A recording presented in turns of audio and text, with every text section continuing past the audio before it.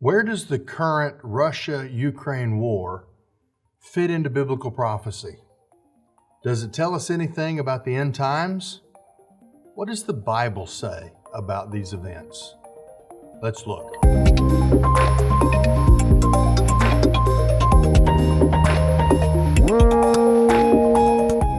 One of the most important and hardest to define events of the last days is an invasion of Israel led by a coalition of enemies coming primarily from the north and attacking Israel unexpectedly.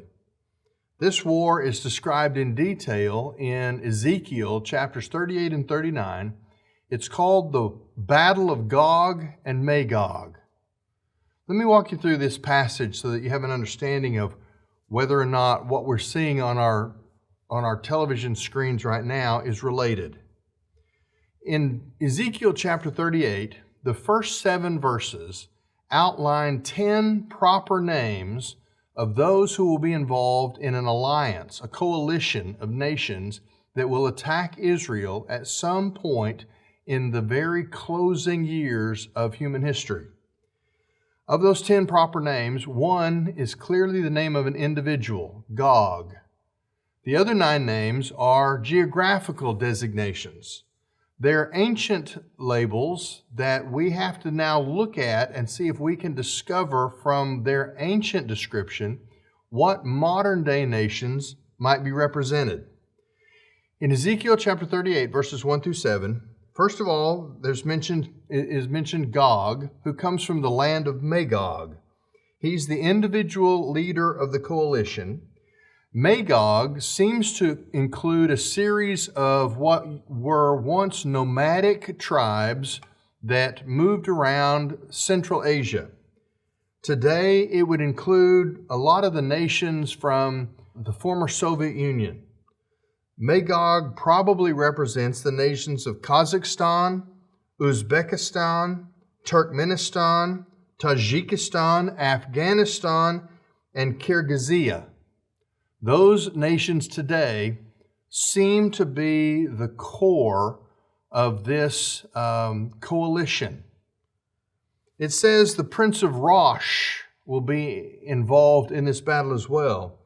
Rosh doesn't have universal agreement, but there is general agreement that Rosh represents the nation of Russia. Russia combining with these former nations that were in the Soviet bloc during the Cold War. Then it mentions Meshech and Tubal. Meshech and Tubal are names that almost always go together in the Bible. They were 2 different people groups that lived side by side and interacted quite a bit in what is present-day Turkey. The other nations mentioned are Persia, which is modern-day Iran, Cush, or sometimes it's translated Ethiopia. Cush is apparently the African nation of Sudan, a Muslim nation today. Put is another name listed in the old language. Put represents modern-day Libya. Then there's Gomer. Gomer was a people group that was located in the ancient world in central Turkey. And then Torgama, from far to the north, that was a people group in northern Turkey. So what you have is a prophecy in the book of Ezekiel that there will be in the last days an attack on the nation of Israel that will include a coalition of nations led by Russia, along with former nations of the Soviet bloc, joining with Turkey, Iran, Libya, Sudan, and other people groups represented in those areas. The clues to the timing of this event are very interesting. In Ezekiel chapter 38, it says this in verse 8. After a long time, this is God speaking to those who will attack. After a long time, you will be summoned.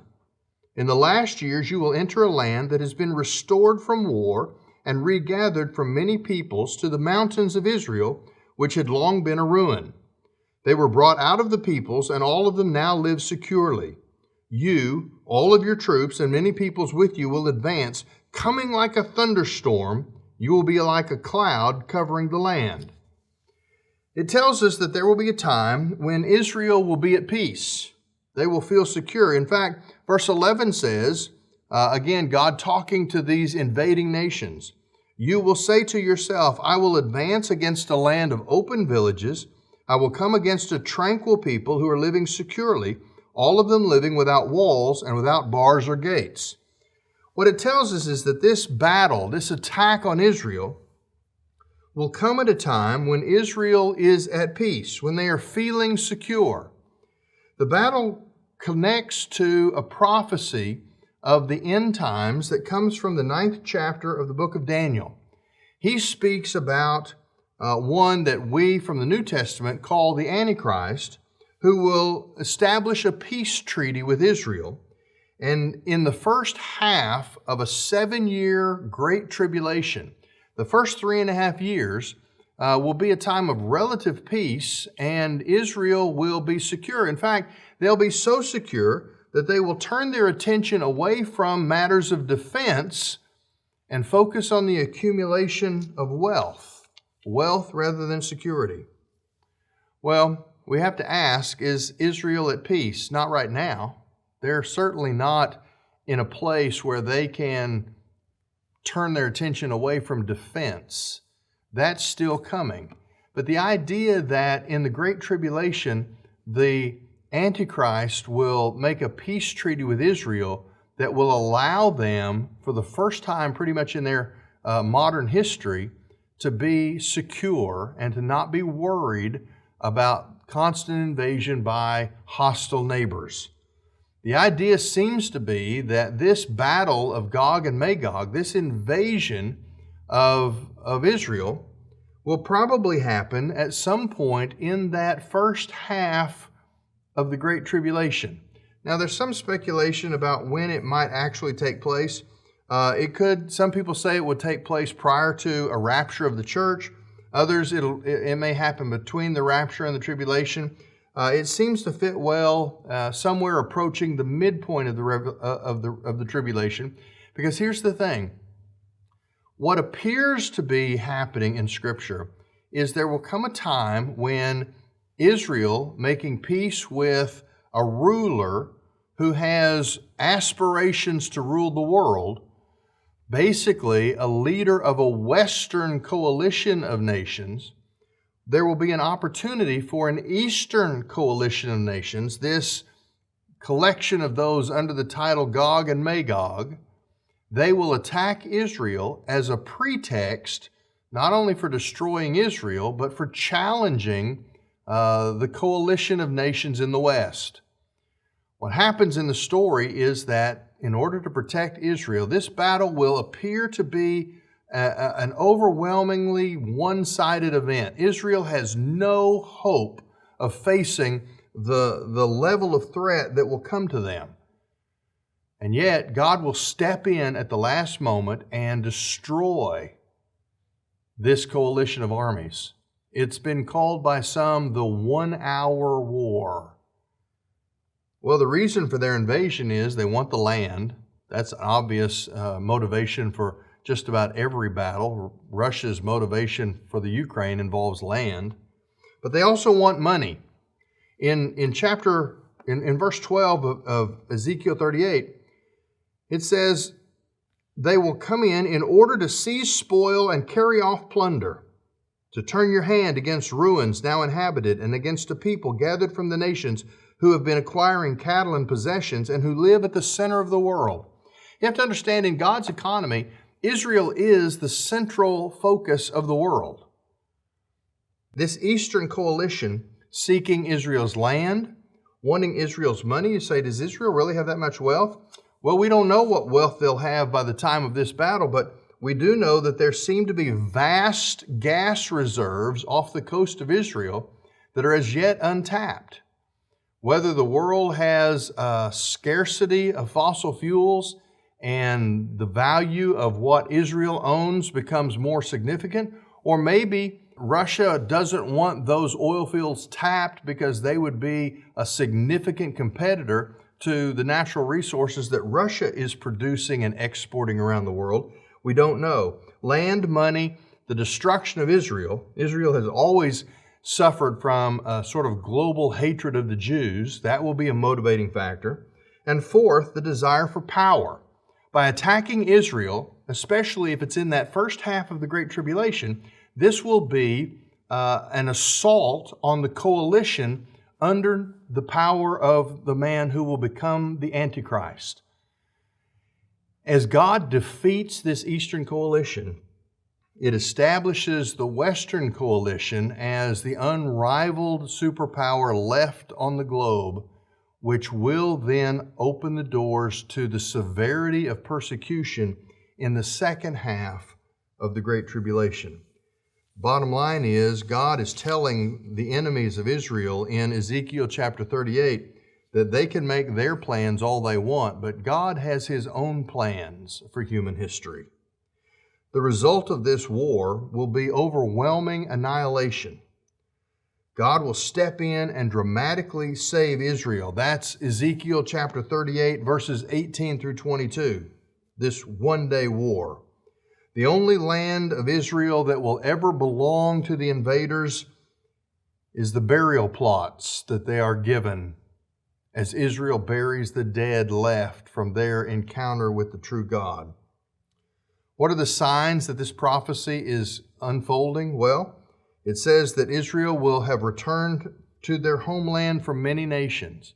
This can't be speaking about Israel coming out of Babylonian captivity. This is talking about a collection of the Jews who have come from many nations around the world, something we've only seen in the last century as Israel was reestablished as a political entity. The enemies of Israel will multiply until this coalition moves against her. Oh, and the mountains of Israel are mentioned more than once in this chapter. The mountains of Israel were only returned to Israeli control after the Six-Day War of 1967. So the geographical and demographic requirements for this prophecy have been fulfilled, and we're waiting for this battle. Now, these prophecies will be fulfilled, but what about the current war with Russia and the Ukraine?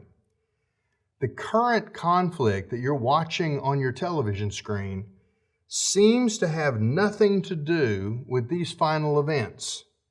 In fact, there's some speculation that in that collection of former Soviet bloc nations, that Ukraine should probably be included in that list of being in alliance with Russia and the others as they attack Israel. What that means is that there is a possible connection of this current war with that coming battle, and that connection is that it may be necessary for Russia to either annex the Ukraine and take it over, which is their stated intention right now, or at least for a treaty to be established where the Ukraine can be in a place ready for a future alliance with Russia so that they can act in concert together.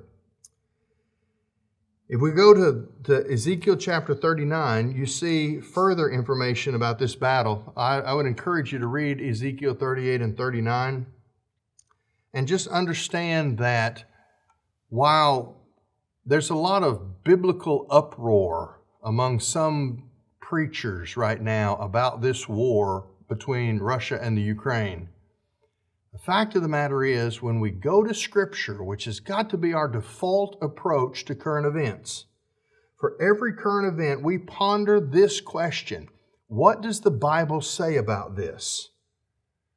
As far as this battle, it's not related to those signs that will alert us to the coming of the very last days of human history. And yet, we need to stay alert because it may be a precursor continuing to establish the political connections necessary for those prophetic events to be fulfilled. The bottom line is, it doesn't matter one bit what CNN says. What does the Bible say about the things we see happening around us every single day. This is Truth Currents.